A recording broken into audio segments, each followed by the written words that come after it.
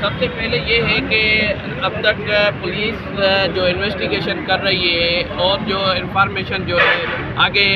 جو ہے مین ملزم جو ہے ایم این اے جام عبدالکریم بجار کو جو ہے بذریعہ وہ ساری انفارمیشن دے رہے ہیں۔ سب سے پہلے یہ کہ اس کیس کے جو گواہ ہے وہ مین جو گواہ ہے وہ اس کا بھائی ہے افضل سب سے پہلے یہ۔ دوسرا جو گواہ ہے وہ اس کیس کے جو مضبوط گواہ ہے وہ ایزم خود ہوں، جس کو انہوں نے جو ہے فائنل کال بھی کی تھی اور موقع معائنہ کا بھی جو ہے ایزا گواہ میں ہوں۔ اور اس کے علاوہ جو تیسرا وہ گواہ ہے وہ اس کی زوجہ ہے مسمہ شیری، جس کو انہوں نے بتایا کہ جو مجھے لینے آئے وہ گھر کے در تک آئی اور انہوں نے جو 3 ملزمان تھے نیاز سالار 2 سالار اور اس کے علاوہ جو ہے ہما سالار کے ساتھ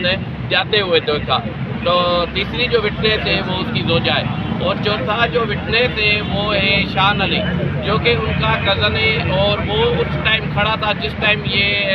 لینے آئے تھے گیا۔ اور چوتھا جو گواہ ہے وہ اس کا ماموں ہے در محمد شہید ناظم الدین کا، تو وہ ہے گواہ اور وہ اس ٹائم تھا اور جس ٹائم وہ جامع ہو گئے اور جن کو بتایا گیا تھا افضل کے ساتھ وہ گیا تھا اور سلیم سالار جو ان کو لے کر گیا تھا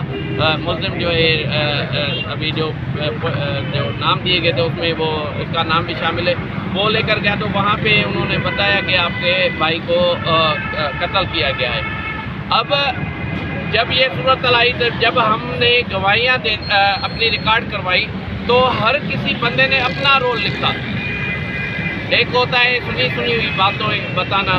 مگر ہر کسی نے جو دیکھا تو اب پولیس یہ پریشان ہو گئی ہے کہ جیسے وہ کیس کے بیانات چلے ہیں تو اس سے یہ ثابت ہو گیا ہے کہ جام عبدالکریم اور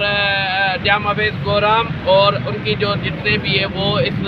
شہید ناظم الدین جوکیو کے قتل میں ملوث ہے اور یہ قتل جام ہاؤس کے اندر ہوا ہے۔ اور یہ جتنے بھی گواہ ہیں اس میں ایسا کوئی بھی گواہ انہوں نے جھوٹا نہیں دیا ہے۔ اگر ان کی اسٹیٹمنٹ ریکارڈ کروائیے کہ پھر بعد میں پولیس سی ڈی آر کے حساب سے یا اس کو پریشر ڈال کے اس کو ہٹائے یا وہ یہ کہے کہ یہ نہیں تھا اور یہ جو ہے انہوں نے جھوٹا گواہ دیا ہے۔